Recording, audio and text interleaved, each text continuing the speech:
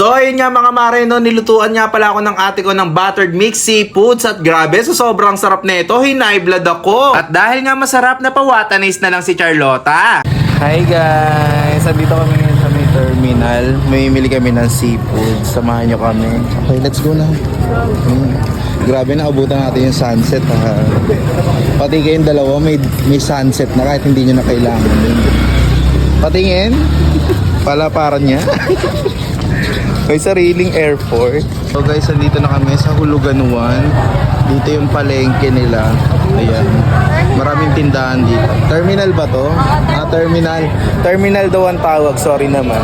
Dito nga sa part na to mga mare, marami talaga kaming pagpipilian, pero seafoods lang talaga ang nasa puso namin kahit marami kaming isdang nakikita. Meron pa nga akong followers dito at sakto naman na nakatutok ang camera ko kaya naisama ko siya. Sobrang mura talaga ng mga bilihin dito sa Tansa. So guys, ito may tawad kami dito. 250 na lang. So 300 dapat po. Tapos ito 140. 140. 140. Para hindi tayo mabitin sa hipon. Marami tayo. Pina-plastic kami na. Meron na kaming crabs at saka hipon. Ano na lang kulang natin? Tahong? Ayan. Go. Ayan guys. Sumorder kami dito ng tahong. Ma'am, dagdag. Ay, may dagdag ka isang. Thank you po.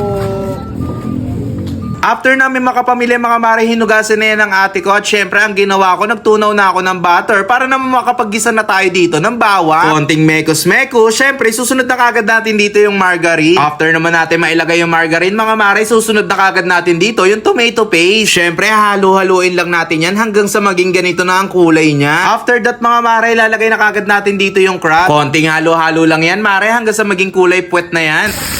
Gumagalaw pa yung limatag oh. Grabe. Matapos nga natin maigisa yung crabs mga mare, susunod na kagad natin dito yung hipon. Syempre nagmamadali na tayo dahil natatakam tayo at ayan yung cravings natin. Yan. Pero maganda. Ito unahin mo. After may salang ng mais mare, sunod na kagad natin tong tahong para naman may laban-laban yung mixed seafoods natin, di ba?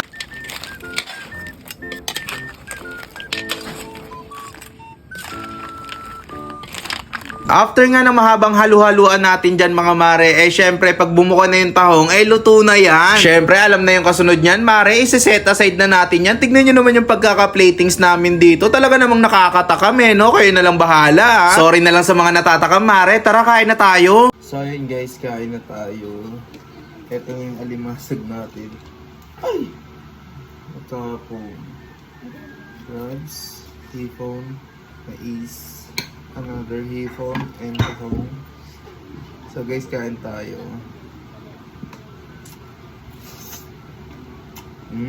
Hipon.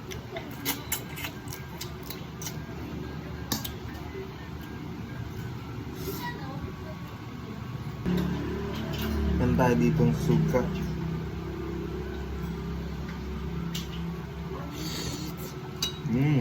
Sarap. Tahong. Guys, tahong.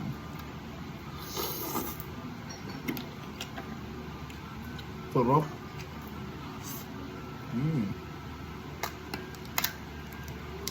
Wow.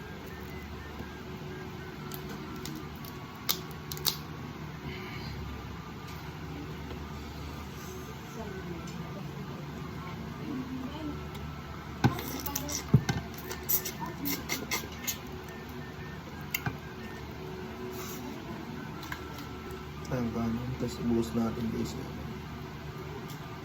Wow.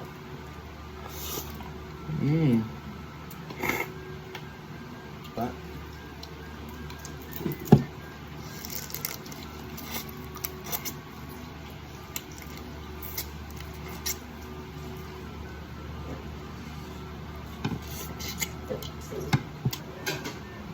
More pa.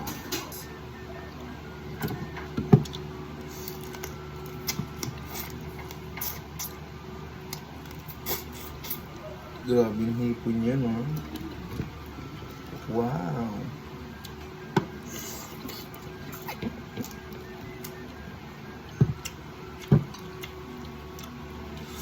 Mm.